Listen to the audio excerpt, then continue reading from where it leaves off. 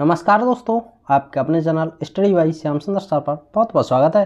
तो आज की इस वीडियो में हम बात करने जा रहे हैं जितने भी स्टूडेंट्स बीए, बीएससी, बीकॉम में अपनी पढ़ाई कर रहे हैं और आप थर्ड सेमेस्टर में हैं, तो आपका एक कंपलसरी पेपर होता है जिसका नाम है human values and environmental studies.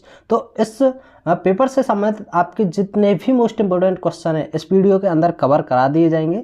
वैसे हम इससे पहले यूनिट नंबर फर्स्ट को ऑलरेडी कवर करा चुके हैं। इस वीडियो में हम यूनिट नंबर सेकंड को कवर करने जा रहे हैं, तो आप इस वीडियो के अंत तक अवश्य बने रहिएगा। यदि आप इस वीडियो की पीडीएफ पाना चाहते हैं या अन्य वीडियो की पीडीएफ पाना चाहते हैं तो आप हमारे टेलीग्राम चैनल से जुड़ सकते हैं, जिसकी लिंक हमने इस वीडियो की डिस्क्रिप्शन में दी हुई है। तो चलिए देख लेते हैं, एक बार वीडियो को देख लीजिए, उसके बाद पीडीएफ को देख लीजिए और आपके कंफर्म 500 क्वेश्चन हो जाएंगे। जी हाँ, 500 क्वेश्चन का यह कलेक्शन है, तो आप जल्द ही हमारे साथ बने रहिए। तो चलिए यूनिट नंबर फर्स्ट में हम सबसे पहला चैप्टर है निर्णयन में समग्र दृष्टिकोण, जिसको हम इंग्लिश में holistic approach in decision making के नाम से जानते हैं। तो चलिए क्वेश्चन नंबर 113 यानी कि 113 है, नैतिक निर्णय लेने की रूपरेखा क्या कहलाती है? तो आपको इसका आंसर देना होगा। तो इसका राइट आंसर हो जाएगा ऑप्शन नंबर सी, प्रमुख समस्याओं की पहचान करने तथा एक स्पष्ट तर्क के साथ कार्य योजना तैयार करने में हमारी सहायता करने के लिए हमें विभिन्न संरचना प्रदान करना। आइए नेक्स्ट क्वेश्चन देखते हैं, तर्कवादी दृष्टिकोण से नैतिक निर्णय लेने के 4 चरणों का सही क्रम क्या है? रेस्ट 1986 है। तो इसका राइट आंसर जो हो जाएगा वो ऑप्शन नंबर डी में होगा, जागरूकता, यानी कि ऑप्शन नंबर डी 4, 2, 1, 3 जो ये दिए हुए हैं आप इनको पढ़ सकते हैं। इनका सही जो आंसर निकलेगा वो 4, 2, 1, 3 के हिसाब से निकलेगा। हम अगर इनको पढ़ेंगे तो काफ़ी टाइम लग जाएगा, आप इनको सेट कर सकते हैं, वीडियो को रोक सकते हैं या इसका स्क्रीनशॉट भी ले सकते हैं। तो चलिए क्वेश्चन नंबर नेक्स्ट देख लेते हैं। 115 में दिया है, एक नैतिक दुविधा है, स्पेस दिया हुआ है, एक नैतिक दुविधा है। तो किस तरह की नैतिक दुविधा है? तो आपको बता दें इसका राइट आंसर, जहां एक निर्णय की आवश्यकता होती है लेकिन विभिन्न मूल्यों का विरोध होता है तथा दोनों को बनाए रखना संभव नहीं है। तो ऑप्शन नंबर ए सही हो जाएगा। क्वेश्चन नंबर 116 में दिया है, नैतिक निर्णय लेने की प्रक्रिया का अंतिम चरण क्या है? तो इसका सही आंसर ऑप्शन नंबर सी, परिणाम से सीखना। नेक्स्ट है 117 में दिया गया है, नैतिक समस्या से संभावित समाधानों को सूचीबद्ध करते समय व्यक्ति को निम्न में से क्या नहीं करना चाहिए? तो इसका सही आंसर ऑप्शन नंबर बी, केवल स्पष्ट समाधान सूचीबद्ध करना। तो आइए 118 क्वेश्चन नंबर को देखते हैं, व्यावसायिक यहाँ दिया हुआ है, व्यावसायिक तथा प्रशासकों को छोड़ दिया जाना चाहिए। तो इसका राइट आंसर हो जाएगा ऑप्शन नंबर डी, एक समान रणनीति तथा प्रक्रिया शामिल है। नेक्स्ट क्वेश्चन है, एक व्यक्ति नैतिक निर्णय लेने की प्रक्रिया का उपयोग क्यों करता है? तो इसका सही आंसर होगा ऑप्शन नंबर डी, नैतिक सिद्धांतों तथा मूल्यों द्वारा निर्देशित निर्णय लेने के लिए। आइए नेक्स्ट देख लेते हैं, निम्नलिखित में से कौन सा नैतिक निर्णय लेने की प्रक्रिया का पहला चरण है? तो इसका right answer option number C, यह स्वीकार करना कि एक नैतिक समस्या विद्यमान है। तो आइए नेक्स्ट क्वेश्चन को देखते हैं। 121 में दिया है कि स्पेस वांछनीय व्यवहारों तथा लक्ष्यों के बारे में व्यक्तिगत विश्वास है जो समय के साथ स्थिर है तथा निर्णय लेने का प्रभावित करते हैं। तो इसका right answer option number B हो जाएगा, व्यक्तिगत मूल्य। नेक्स्ट है, एक व्यक्ति जिस सीमा तक एक नैतिक निर्णय लेने से जुड़े परिणामों, संकल्पों तथा समस्याओं पर रचनात्मक रूप से विचार करने में सक्षम है उसे स्पेस दिया हुआ है के रूप में जाना जाता है। तो उसे किसके रूप में जाना जाता है? तो इसका right answer option number A, नैतिक कल्पना के रूप में जाना जाता है। नेक्स्ट देख लेते हैं, सफल होने के लिए व्यावसायिक नैतिक प्रशिक्षण कार्यक्रमों की आवश्यकता होती है। तो किस तरह से? ऑप्शन नंबर इसका सी सही हो जाएगा, औपचारिक नैतिक संरचना तथा नैतिक निर्णय लेने के मॉडल पर कर्मचारियों को शिक्षित करना। तो आइए वही हम क्वेश्चन नंबर 124 को देखते हैं, नैतिक निर्णय लेने को प्रभावित करने वाले कारकों को सामान्यतः स्पेस दिया हुआ है कारकों में विभाजित किया जा सकता है जो किसी व्यक्ति की विशिष्ट विशेषताओं से संबंधित होते हैं, तथा स्पेस दिया हुआ है कारक जो व्यक्ति के पर्यावरण या विशिष्ट समस्याओं की विशेषताएं हैं। तो इसका right answer option number D, व्यक्तिगत स्थिति जन्य। नेक्स्ट क्वेश्चन देख लेते हैं। 125 में दिया है, व्यक्तिगत में से कौन एक दीर्घकालिक व्यापार रणनीति के रूप में नैतिक निर्णय लेने के लाभों में से एक है? तो इसका राइट आंसर जो हो जाएगा वो ऑप्शन नंबर डी होगा। नैतिक व्यवहार महत्वपूर्ण प्रतिस्पर्धात्मक लाभ प्रदान कर सकता है। आइए क्वेश्चन नंबर नेक्स्ट को देख लेते हैं। निम्नलिखित में से सभी ऐसे कारक हैं जो नैतिक निर्णय लेने की प्रक्रिया को प्रभावित करते हैं सिवाय इसके, सिवाय किसके, तो आपको बता दें सिवाय वेतन या मजदूरी के। नेक्स्ट है प्रबंधन का भारतीय मॉडल है तो कैसा है, तो इसका राइट आंसर होगा ऑप्शन नंबर ए मूल्य चालित समग्रता। नेक्स्ट क्वेश्चन देखते हैं 128 में दिया है प्रबंधन की समग्र प्रक्रिया में पहला चरण कौन सा है, तो इसका राइट आंसर हो जाएगा ऑप्शन नंबर ए यानी कि संपूर्ण प्रबंधन को परिभाषित करना। आइए क्वेश्चन नंबर नेक्स्ट देखते हैं। स्पेस एक वैदिक शब्द है जो किसी के चुने हुए लक्ष्यों को प्राप्त करने के प्रकार के लिए उपस्थित है, तो इसका राइट आंसर जो हो जाएगा वो ऑप्शन नंबर सी साधना। नेक्स्ट है सृष्टि के मूल्य तत्व या तत्व हैं, तो कितने सृष्टि के कितने मूल्य तत्व या तत्व हैं, तो इसका right answer option number B 5 मूल्य तत्व हैं। नेक्स्ट देख लेते हैं। यहाँ नेक्स्ट नया चैप्टर निकल कर आया है जिसका नाम है दुविधा पर चर्चा यानी कि डिस्कशन थ्रू डायलमल्स, यानी कि डायलमल्स पर किस तरह से डिस्कशन करेंगे हम, तो ऑप्शन नंबर यहाँ स्टार्टिंग होती है क्वेश्चन नंबर 131 से, यानी कि नैतिक दुविधा क्या होती है, तो इसका राइट आंसर जो हो जाएगा नैतिक दुविधा क्या होती है, तो इसका right answer option number D मूल्यों के बीच नैतिक संघर्ष। तो आइए क्वेश्चन नंबर 132 को देखते हैं। दुविधा पर चर्चा से संबंधित बहुत सारे क्वेश्चन दिए हुए हैं यहाँ। नैतिक दुविधा की स्थितियों का समाधान करने तथा कम करने के प्रकार क्या क्या हो सकते हैं, तो इसका राइट आंसर जो हो जाएगा वो साथियों को सही कार्य करने के लिए प्रोत्साहित करना, खुले संचार तथा विवरण को प्रोत्साहित करना, हितों का विरोध उत्पन्न करने वाली स्थिति से बचना। तो ये बिल्कुल तीनों सही है, तो ऑप्शन नंबर डी होगा उपरोक्त सभी।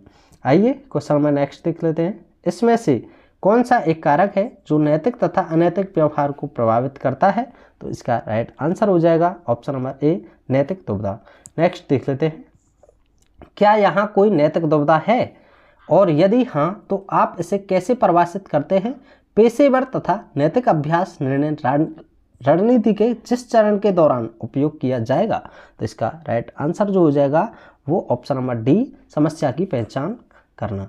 नेक्स्ट क्वेश्चन देख लेते हैं। आगे दिया हुआ है एक कंपनी निर्णय लेने के लिए संघर्ष कर रही है लेकिन प्रबंधक को पता चलता है कि कोई स्पष्ट सही निर्णय उपलब्ध नहीं है। यह एक उदाहरण है किस तरह का, तो इसका राइट आंसर जो हो जाएगा वो ऑप्शन नंबर ई एक नैतिक दुविधा होना, यानी कि यह एक नैतिक दुविधा ही है। नेक्स्ट है निम्नलिखित में से कौन सा विपणन नैतिक मुद्दे की श्रेणी नहीं है, तो इसका राइट आंसर जो होगा वो ऑप्शन नंबर बी हो जाएगा विपणन निर्देशक की नैतिकता। नेक्स्ट क्वेश्चन देखते हैं। निम्नलिखित में से कौन सा विपणन के विरुद्ध आलोचना का एक सामान्य स्रोत नहीं है, तो इसका right answer option number B संयुक्त राष्ट्र। नेक्स्ट है स्पेस का अर्थ है यानी कि वह करना जो विज्ञापन दाता तथा विज्ञापन दाताओं साथियों का मानना है कि किसके स्थिति में नैतिक रूप से सही है, तो इसका सही आंसर जो होगा वो ऑप्शन नंबर बी यानी कि नैतिक विज्ञापन का अर्थ है। जी हाँ, यह जो आंसर दिया हुआ है इस क्वेश्चन के अंदर ही नैतिक विज्ञापन का अर्थ क्या कहलाता है।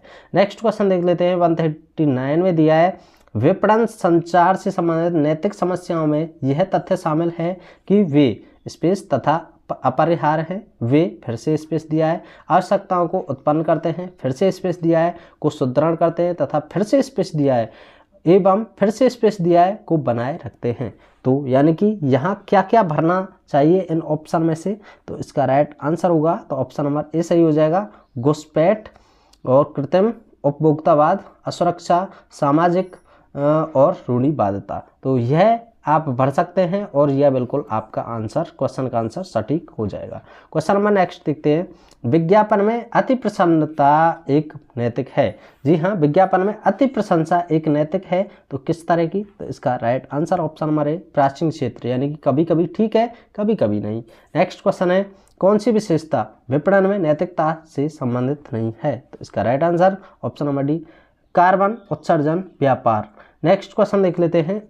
विपणन नैतिकता में किन नैतिक समस्याओं का सामना करना पड़ता है, तो इसका सही आंसर ऑप्शन नंबर डी कालाबाजारी, भ्रामक विज्ञापन, विज्ञापन की विषय वस्तु, ये सभी हैं उपरोक्त सभी। नेक्स्ट क्वेश्चन देखते हैं। 43 में दिया है सरोगेट विज्ञापन एक उत्पाद को बढ़ावा देने के लिए कंपनियों तथा विज्ञापनदाताओं द्वारा उपयोग की जाने वाली रणनीति को संदर्भित करता है। तो इसका सही आंसर ऑप्शन नंबर ए गुप्त रूप से। नेक्स्ट है फार्मास्यूटिकल उद्योग में निम्नलिखित में से कौन सी अनैतिक प्रथाएं अपनाई जाती हैं। तो इसका सही आंसर ऑप्शन नंबर सदाबहार प्रथाएं बिल्कुल सही है। यहाँ पे प्रिस्क्रिप्शन डेटा माइनिंग बिल्कुल सही है। चिकित्सकों को उपहार बिल्कुल सही है। तो ऑप्शन नंबर डी सही हो जाएगा उपरोक्त सभी। नेक्स्ट है स्पेस दिया है भ्रष्टाचार के प्रति फार्मास्यूटिकल उद्योग की सुभेद्यता के पीछे कारणों में से एक है। तो कौन सा कारण सही है। तो इसका right answer option number A अधिक विनियमन। नेक्स्ट क्वेश्चन है निजीकरण द्वारा प्राप्त किया जा सकता है। तो क्या प्राप्त किया जा सकता है। तो इसका right answer option number D पट्टा फ्रेंचाइजी अनुबंध ये सभी सही है। तो ऑप्शन नंबर डी उपरोक्त सभी। नेक्स्ट है निम्नलिखित में से कौन सा निजीकरण का उद्देश्य है। तो इसका राइट आंसर जो हो जाएगा तो आइए देख लेते हैं स्पेस क्या क्या दिया है इसमें। यहाँ तो देखते हैं सभी को पढ़ लेते हैं एक बार। निजीकरण का उद्देश्य एफडीआई के प्रवाह के लिए एक शक्तिशाली आधार प्रदान करना। तो ऑप्शन सही है। एफडीआई को बढ़ने से अर्थव्यवस्था की वित्तीय शक्ति में सुधार करना बिल्कुल सही है। और भी यहाँ ऑप्शन दिया है एक और सार्वजनिक क्षेत्र के उपक्रमों की दक्षता में सुधार बिल्कुल सही है। तो उपरोक्त सभी सही हो जाएगा। आइए क्वेश्चन नंबर 148 को देख लेते हैं। निम्नलिखित में से कौन सी टिप्पणी निजीकरण की प्रक्रिया को सटीक रूप से परिभाषित करती है। तो इसका सही आंसर ऑप्शन नंबर सी निजीकरण प्रक्रिया के भाग के रूप में कुछ सार्वजनिक सेवाएं इकाइयां निजी क्षेत्र को बचा सकती हैं तो बेची जाती हैं। वहीं हम आगे देख लेते हैं निम्नलिखित में से कौन निजीकरण की समस्या है। तो इसका सही आंसर होगा ऑप्शन नंबर डी यानी कि गोपनीयता को उच्च स्तर, अनुचित व्यवहार को समर्थन, सामाजिक उद्योग की उपेक्षा। तो ऑप्शन नंबर डी उपरोक्त सभी। नेक्स्ट है इनमें से कौन निजीकरण की सीमा हो सकती है। तो इसका right answer option number C यह आर्थिक गतिविधियों में से सरकार की भागीदारी को सीमित करता है तथा निजी क्षेत्र की सुरक्षा करता है। वही हम आगे देख लेते हैं 151 में दिया गया है निम्नलिखित में से कौन सा एक निजीकरण की विशेषता नहीं है। तो इसका right answer option number C कर की दरों में कमी। आगे देखते हैं स्पेस दिया गया है निजी क्षेत्र के उद्यमियों को सार्वजनिक क्षेत्र के उद्यमों के स्वामित्व, प्रबंधन तथा नियंत्रण के हस्तांतरण को संदर्भित करता है। तो इसका right answer option number C निजीकरण। नेक्स्ट है उदारीकरण का उद्देश्य क्या है। तो इसका राइट आंसर हो जाएगा ऑप्शन नंबर सी आर्थिक सुधार। आगे देखते हैं 154 में दिया है इनमें से कौन सा आर्थिक सुधार सरकार ने अपनी उदारीकरण नीति के अंतर्गत प्रारंभ किया था। तो इसका राइट आंसर होगा ऑप्शन नंबर ए औद्योगिक तथा वित्तीय क्षेत्र में सुधार। आगे देख लेते हैं 155 दिया गया है स्पेस ने दक्षता बढ़ाने के उद्देश्य से अर्थव्यवस्था में अधिक प्रतिस्पर्धा को प्रारंभ किया। तो इसका राइट आंसर जो हो जाएगा वो ऑप्शन नंबर बी यानी कि उदारीकरण ने दक्षता बढ़ाने के लिए उद्देश्य से अर्थव्यवस्था में अधिक प्रतिस्पर्धा को प्रारंभ किया। आगे देखते हैं निम्नलिखित में से कौन भारत में उदारीकरण का नकारात्मक प्रभाव है। तो इसका सही आंसर ऑप्शन नंबर सी प्रौद्योगिकी प्रभाव। नेक्स्ट देख लेते हैं उदारीकरण के संबंध में निम्नलिखित में से कौन सा दावा सही है। तो इसका राइट आंसर ऑप्शन नंबर इनमें से कम सरकारी विनिमय तथा विनियमन साथ ही निजी उद्यमों के लिए अधिक स्वायत्तता शामिल है। सही है। इसमें संगठन की गतिविधियों के कुछ भागों को अन्य पक्षों को अनुबंधित करना शामिल है। हाँ यह भी सही है। तो ए और बी बिल्कुल सही है। तो दोनों सत्य हो जाएंगे। Option number C is right. Next है आगे सरकार द्वारा लगाए गए प्रत्यक्ष या भौतिक नियंत्रण से उत्पादक इकाइयों की स्वतंत्रता को क्या कहा जाता है। तो इसका राइट आंसर देख लेते हैं 158 में यहाँ ऑप्शन दिए हुए हैं। इसका right answer option number C हो जाएगा उदारीकरण। नेक्स्ट है उदारीकरण के संबंध में निम्नलिखित में से कौन सा कथन सही है। तो इसका राइट आंसर जो हो जाएगा वो इसमें निजी निवेश के लिए अधिक स्वायत्तता के साथ साथ सरकारी नियंत्रण में कमी तथा विनियमन शामिल है। अभी थोड़ी देर पहले कराया है तो बिल्कुल सही है। यह संगठन के भीतर हो जाने वाली कुछ गतिविधियों को तीसरे पक्ष को अनुमोदित करने के लिए संदर्भित करता है। बिल्कुल सही है। तो ऑप्शन नंबर सी सही हो जाएगा। ये दोनों सत्य हैं। नेक्स्ट है निम्नलिखित में से कौन भारत में उदारीकरण की सीमा है। इसका राइट आंसर जो हो जाएगा वो ऑप्शन नंबर डी हो जाएगा यानी कि ये सभी हैं। आप इनको पढ़ सकते हैं और A B C D. D is right. Next question देख लेते हैं। आगे दिया है सोशल मीडिया की हानि कौन सी है। तो सोशल मीडिया से हानि कौन सी है, तो इसका राइट आंसर हो जाएगा ऑप्शन नंबर सी, पारदर्शिता। नेक्स्ट है निम्न में से कौन सी सोशल मीडिया की नैतिक समस्या है। तो इसका राइट आंसर जो हो जाएगा वो आपका ऑप्शन नंबर डी होगा, यानी कि साइबर बुलिंग, पारदर्शिता और यहाँ पर गोपनीयता, ये सभी सही हैं। तो इस तरह से आगे बढ़ते हैं हम। साइबर सुरक्षा क्या है, तो इसमें आप पता लगा पाएंगे कि चार ऑप्शन को पढ़ें तो साइबर सुरक्षा क्या हो जाएगी। तो इसका राइट आंसर साइबर सुरक्षा मेलवेयर से सुरक्षा प्रदान करती है, बिल्कुल सही है। साइबर सुरक्षा साइबर आतंकवादियों से सुरक्षा प्रदान करती है, बिल्कुल सही है।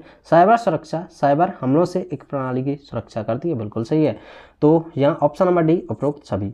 नेक्स्ट क्वेश्चन देख लेते हैं। साइबर सुरक्षा क्या सुरक्षा करती है, तो इसका राइट आंसर जो हो जाएगा वो साइबर सुरक्षा इंटरनेट से जुड़े सिस्टमों की सुरक्षा करती है। यह आपने काफ़ी बार पढ़ा भी होगा, सुना भी होगा साइबर सुरक्षा के बारे में। वहीं 165 को पढ़ते हैं। निम्न में से कौन सा साइबर सुरक्षा का लाभ नहीं है, तो यहाँ आप देख पाएंगे। तो इसका राइट आंसर क्या होना चाहिए, तो इसका राइट आंसर हो जाएगा सिस्टम को धीमा कर देता है। तो आइए आगे पढ़ लेते हैं। कुछ 166 में दिया है RSS के बारे में निम्न में से कौन सा सत्य है। तो इसका राइट आंसर होगा ऑप्शन नंबर डी, यानी कि ये सभी सही हैं, आप इनको पढ़ सकते हैं, ये बिल्कुल सही है। नेक्स्ट क्वेश्चन देख लेते हैं 167 को। ब्लॉग क्या होता है। काफ़ी टाइम ये आप ब्लॉग से पैसे कमाएं इसके बारे में पढ़ते होंगे, सुनते होंगे। तो यह ब्लॉग क्या होता है, तो आपको बता दें ब्लॉग होता है आपका ऑनलाइन जर्नल के रूप में एक व्यक्तिगत या निगमित वेबसाइट। आगे देखते हैं। एक स्पेस दिया है, एक ऐसा एप्लीकेशन है, यानी कि कोई भी एप्लीकेशन का नाम देना है आपको। ऐसा एप्लीकेशन है जो एक वेब पेज प्रदर्शित कर सकता है जो डेटा दिखाता है तथा 2 या 2 से अधिक स्रोतों से सुविधाओं का समर्थन भी करता है। तो आपको बता दें, सबसे पहले हम ऑप्शंस को देखेंगे। तो इसका राइट जो आंसर होगा वो इनमें से हो जाएगा option number C, mashup. Next देख लेते हैं। साइबर सुरक्षा की नैतिक समस्या कौन सी है, तो इसका सही आंसर गोपनीयता का हनन, हैकिंग, इंफ्रिंजमेंट में कॉपीराइट। तो ये सभी सही है, तो ऑप्शन नंबर डी उपरोक्त सभी। नेक्स्ट है सिस्टम हैकिंग में निम्नलिखित में से कौन सबसे महत्वपूर्ण गतिविधि होती है। तो इसका right answer option number C, password crack करना। पासवर्ड को क्रैक कर लेते हैं और आपके जो भी सिस्टम में डाटा होता है उसको चोर लिया जाता है, यानी कि हैक कर लिया जाता है। वहीं आगे देखते हैं साइबर बुलिंग को आप कैसे परिभाषित करेंगे। तो इसका राइट आंसर जो होगा वो ऑप्शन नंबर सी में छपा है। साइबर बुलिंग कोई भी बदमाशी का व्यवहार है जो वस्तुतः होता है तथा बार बार होता है। आगे देख लेते हैं 172 में दिया हुआ है निम्नलिखित में से कौन जैविक कृषि का एक लाभ है। तो इसका राइट आंसर जो हो जाएगा वो ऑप्शन नंबर डी के अंदर आएगा। यह श्रम प्रदान है, यह स्थानीय रूप से उत्पादित जैविक आदानों का उपयोग करता है, यह पर्यावरण के अनुकूल है। तो ऑप्शन नंबर डी उपरोक्त सभी। नेक्स्ट क्वेश्चन देखते हैं। जैविक खाद्य पदार्थ की कृषि की लागत है। तो इसका राइट आंसर हो जाएगा ऑप्शन नंबर ए, पारंपरिक कृषि से अधिक। आगे देखते हैं जैविक खाद्य पदार्थों की कीमत प्राय गैर जैविक खाद्य पदार्थों से अधिक क्यों होती है। तो इसका right answer option number B हो जाएगा, उत्पादन लागत। आगे है जैविक खाद्य पदार्थ की परिभाषा क्या है। तो आपको बता दें जैविक खाद्य पदार्थ की जो परिभाषा है वह है खाद्य पदार्थ जो रसायनों का उपयोग करके उत्पादित किए जाते हैं। आगे देख लेते हैं 176 में दिया है जैविक खाद्य पदार्थ तथा कृषि के साथ निम्नलिखित में से कौन सी चुनौतियां हैं। तो इसका सही आंसर होगा यहाँ पे कीट संक्रमण, जैविक उत्पादों का विपणन, पारंपरिक रूप से लगाए गए खाद्य पदार्थ की तुलना में अधिक महंगा। ऑप्शन नंबर डी उपरोक्त सभी इज राइट। नेक्स्ट क्वेश्चन है मानकीकरण की हानियों में से एक है, तो इनमें से कौन है। तो इसका right answer option number C, उत्पादन डिजाइन का हिमीकरण। नेक्स्ट है मानकीकरण का प्रभाव यह है कि, तो इनमें से कौन सा प्रभाव है। तो इसका राइट आंसर विविधता कम होने के कारण उपभोक्ताओं के पास खरीदने का विकल्प कम होगा। यह नई तथा उपस्थित प्रौद्योगिकियों को नवीन गुणवत्ता की सीमित कर सकता है। डिजाइन विभाग के पास नया डिजाइन विकसित करने तथा स्थापित डिजाइन में सुधार के लिए अधिक समय उपलब्ध होगा। तो ऑप्शन नंबर डी सही हो जाएगा, उपरोक्त सभी। आइए नेक्स्ट देखते हैं 179 में दिया है स्पेस उत्पादों की विनिमयता स्थापित करने में सहायता करता है। तो इसका राइट आंसर हो जाएगा ऑप्शन नंबर ए मानकीकरण। नेक्स्ट है मानकीकरण के क्या लाभ होते हैं। तो इसका राइट आंसर होगा डिजाइन के लिए सरल, निर्माण करने में सरल, निर्माण तथा समापन करने में सरल। तो ऑप्शन नंबर डी सही हो जाएगा उपरोक्त सभी। आगे देख लेते हैं GAAP, जिसका निगमों को अपने वार्षिक वित्तीय विवरण तैयार या रिपोर्ट करते समय पालन करना चाहिए। स्पेस एक उदाहरण है, तो किसका उदाहरण है ये? तो इसका राइट आंसर होगा ऑप्शन नंबर सी मानकीकरण। नेक्स्ट है बाजार में ज्वेलर्स के लिए कौन सा प्रमाण पत्र आवश्यक है। तो इसका right answer option number C BIS hallmark. आगे देखते हैं एक मार्क मानक की प्रत्याभूति है, तो किस तरह से? तो option number D is right, गुणवत्ता। आगे देखते हैं 184 में दिया है ISO 9000, IATF 1694449, IAQG 9100, IRIS GMP के प्रकार हैं। तो किस तरह के प्रकार हैं? तो इसका राइट आंसर जो होगा वो ऑप्शन नंबर सी क्रेडिट मानक। नेक्स्ट है ISO 9000 स्पेस निर्धारित करता है। तो यह क्या निर्धारित करता है? तो इसका राइट आंसर जो हो जाएगा वो होगा यदि कंपनी अपनी लिखित प्रक्रियाओं का अभ्यास करती है।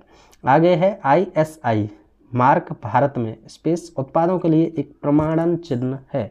तो इसका right answer option number B हो जाएगा औद्योगिक।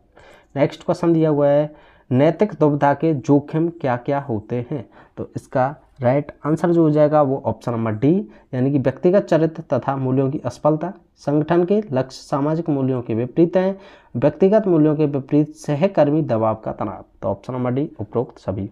आइए आगे देखते हैं क्वेश्चन नंबर नेक्स्ट। दो अधिकारों के मध्य चयन करने की नैतिक दुविधा ऑप्शन या स्पेस दिया है को संदर्भित करती है। तो इसका right answer option number A में ही छपा है, कम से कम दो बुराइयों के मध्य चयन करना। तो आइए देख लेते हैं क्वेश्चन नंबर 89 को 189। तो यह आज का लास्ट क्वेश्चन होगा, यानी कि सेकंड यूनिट आपकी यहीं समाप्त हो जाएगी। यदि आप इसकी PDF को प्राप्त करना चाहते हैं तो आप हमारे टेलीग्राम चैनल से जुड़ने के लिए डिस्क्रिप्शन में जाइए और वहां से क्लिक करके टेलीग्राम चैनल ज्वाइन कर लीजिए। और आपके लिए एक और बात बता दें, यदि आप इसकी पूरी तैयारी करना चाहते हैं, यानी कि 500 क्वेश्चंस को कंप्लीट करना चाहते हैं, तो आप सभी वीडियोज़ को देख सकते हैं। जिसके लिए इस वीडियो के नीचे हमने डिस्क्रिप्शन में चैनल की प्लेलिस्ट दी हुई है। उन प्लेलिस्ट में आपको 5-7 वीडियो मिलेंगी और उन सभी वीडियोज़ को देख लीजिए और आपकी तैयारी पूरी हो जाएगी। तो इस लास्ट क्वेश्चन को देखते हैं। एक स्पेस दिया है वह स्थान है जहां एक निर्णय की आवश्यकता होती है लेकिन विभिन्न मूल्य परस्पर विरोध प्रतीत करते हैं तथा दोनों को बनाए रखना संभव नहीं है। तो इसका राइट आंसर जो होगा वो ऑप्शन नंबर बी सही हो जाएगा, नैतिक दुविधा। तो चलिए इस वीडियो को यहीं समाप्त करते हैं, मिलते हैं नेक्स्ट वीडियो में। Thanks for watching. जय हिंद, जय भारत।